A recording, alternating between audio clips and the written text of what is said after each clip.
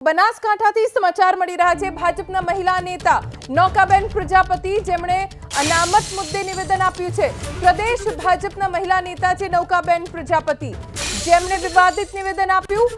અનામત મુદ્દે ભાજપના આ નેતાનું વિવાદિત નિવેદન।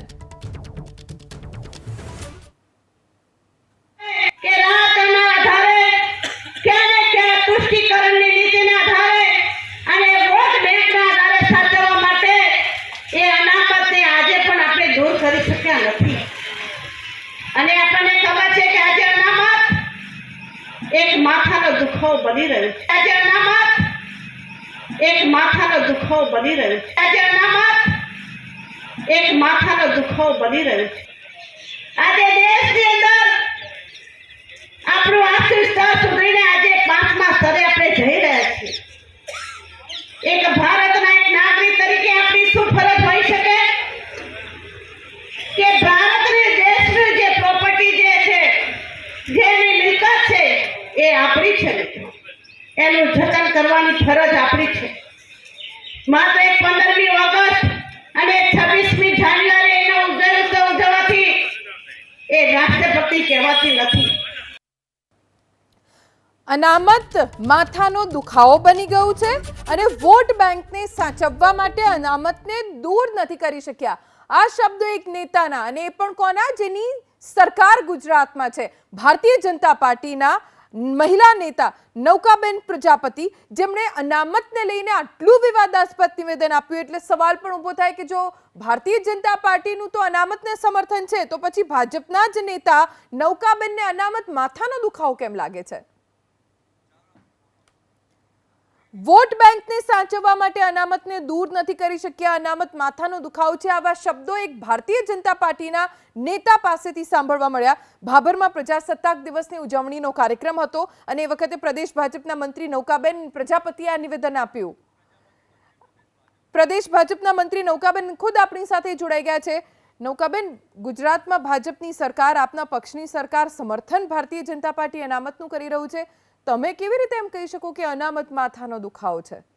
જો મારો કોઈ એવો આશય હતો નહીં, ભાજપ કે અમારી સરકાર કશું કોઈ એવી રીતે અમારી કોઈ વાત જ નથી, કોઈ પ્રકારની એવી વાત જ નથી। આ તો મેં ખાલી એવી રીતે વાત કરી કે ભાઈ જ્યારે બંધારણ કર્યું ડોક્ટર ભીમરાવ સાહેબ બાબા સાહેબ આંબેડકરે એટલે એમાં એવો ઉલ્લેખ કરેલો છે કે ભાઈ જે શોષિત છે, પીડિત છે, કચડાયેલા છે એ પોતે જો સુધી લોકો સમાનભેર જીવતા ના થાય, પગભર ન થાય તો સુધી આવી અનામત રાખવામાં આવશે।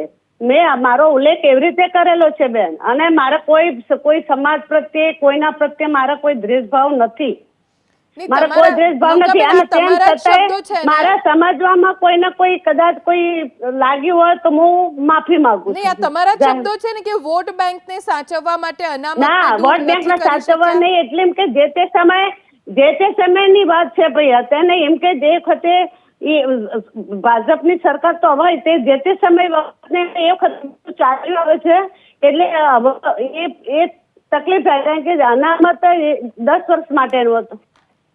મારો કોઈ આશય નથી, મારે બધાના માટે સારું જ છે, મારો ભાવ જ છે અને હું માફી, અને કદાચ કોઈ નથી લાગી હોય તો હું માફી માંગુ છું। ના ના ઓકે બેન, માફી માંગુ છું। બેન, આપ માફી માંગી રહ્યા છો, હવે પણ એક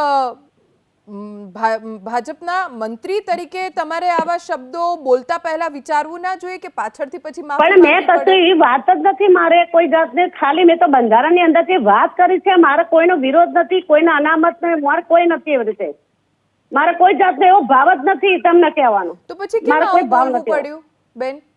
હા, આવું કેમ બોલવું પડ્યું કે અનામત? મારે કઈ બોલવું, મને કોઈ શું બોલવું નથી પડ્યું, ખાલી મેં આજે સંવિધાન ગણતંત્ર દિવસ હતો એટલે એમ કહ્યું કે સંવિધાનમાં આવી રીતે આપેલું છે એમ। બાકી મેં મારા કોઈના પ્રત્યે વિરોધ જ નથી, કોઈ સમાજ પ્રત્યે કોઈના પ્રત્યે દ્વેષભાવ નથી, બધાને હું સન્માનિત કરું છું। અને કદાચ મને સમજવામાં કોઈને એવું દુઃખ લાગતું હોય, કદાચ થઈ ગયું હોય તો હું જાહેરમાં માફી માંગુ છું। બેન, તો આજે તમે બોલ્યા, ચલો પહેલાની વાત, તમારી વાત હું માની લઉં છું, પણ તમે કહ્યું કે વોટ બેંકને સાચવવા માટે અનામત દૂર ન કરી શક્યા, તો આ કોની માટે હતું? એટલે કોઈના માટે નહીં, જે તે સમયની વાત છે ભાઈ। એમ કે એ 10 વર્ષ માટે આંબેડકર સાહેબે એમ કે લખેલું છે અંદર, અને હવે એમ કે ચાલુ રહેશે એની બાજી મને કોઈ ભલે છે નહીં જરાય, તમે કહો મને કોઈ જાતનું કશું છે જો નહીં. 30 વર્ષથી તો ભારતીય જનતા પાર્ટીનું ગુજરાતમાં શાસન છે, 15 વર્ષથી ના ગુજરાતમાં અમારા ભારતીય જનતા પાર્ટી હોય કે અમારી સરકાર હોય એ તો બધાને સન્માન આપે છે, બધાની સાથે છે. એમ કોઈ અમારી પાર્ટી તરફથી મને કોઈ જાતનું પેલે કર્યું નથી કે મને સરકાર તરફથી કશું કરેલ નથી. આ તો મેં ખાલી સંવિધાનમાં લખેલ. હા, પણ તમારા શબ્દો એવા છે કે આજે માથાનો દુખાવો બની ગયું છે અનામત. ના એટલે એમ કે અનામત અત્યારે એટલું થઈ ગયું એટલે એમ કે અત્યારે કરવો તો પણ ના થઈ શકે એટલે એ સ્થિતિ છે અત્યારે. મારે બીજો ભાવ નથી બેન, એટલે તમે મારા કોઈ જાતનો ભાવ નથી. આપની ભાવના પણ હું સમજી, પણ તમારો જે વિડીયો છે કદાચ તમારા સુધી પહોંચ્યો. નૌકાબેને ફોન કટ કરી દીધો, ફરીથી કદાચ સંપર્ક સધાય તો પ્રયત્ન કરીશું. હાલ તો વિવાદ થયો એટલે બેન એવું કહી રહ્યા છે કે મારો એવું કોઈ આશય નહોતો અને મારા બોલવાથી કોઈ ગેરસમજ થઈ હોય તો હું માફી પણ માંગુ છું.